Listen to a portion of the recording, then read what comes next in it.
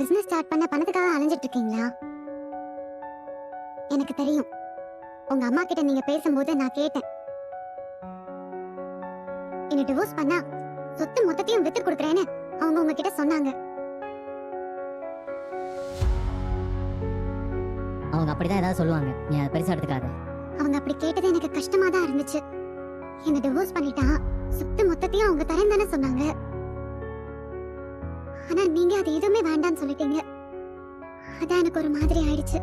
எல்லாத்தையும் நின்று ஒட்டு கேட்டியா? ரூம் கதவு பக்கத்துல நின்னுட்டு இருந்தேன். நீங்க இங்க பேசுறது அங்க கேட்காதா? அவங்களுக்கு என்ன சுத்தமா பிடிக்கல. நாம ரெண்டு பேரும் சேர்ந்து வாழலாங்கிறதையும் அவங்க பாக்குறாங்க. உங்க இடத்துல வேற யாரா இருந்தாலும் உங்க அம்மா கொடுத்த ஆப்ஷனை தான் எடுத்திருப்பாங்க. ஆனா நீங்க அதை பண்ணல. எனக்கு அது எவ்வளவு சந்தோஷமா இருந்துச்சு தெரியுமா?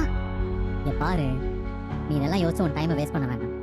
இது எனக்கும் எங்க அம்மாவுக்கும் இருக்கிற விஷயம். அதை நாங்க பாத்துக்கிறோம். இப்போ வேலை பாரு. உங்களுக்கு பிசினஸ் பண்ண பணம் வேணும். அதுக்கு பணம் நான் ஏற்பாடு பண்றேன். எதுக்கு எனக்கு பணம் ஏற்பாடு பண்ற? இல்லங்க, உங்க அம்மா என்ன விட்டுட்டு வர சொன்னாங்க. ஆனா நீங்க அதை செய்யல. அதுக்கு நான் ஏதாவது திரும்ப செய்யணும்ல. நான் பணம் கொடுக்கறேன். உன்கிட்ட எங்க பணம் இருக்கு? ஏய், உன்கிட்ட பணம் இருக்காதுன்னு நான் இன்சல்ட்லாம் பண்ணல. ஆனா நான் கேட்கிற தொகையை உன்னால எப்படி ரெடி பண்ணி கொடுக்க முடியும்?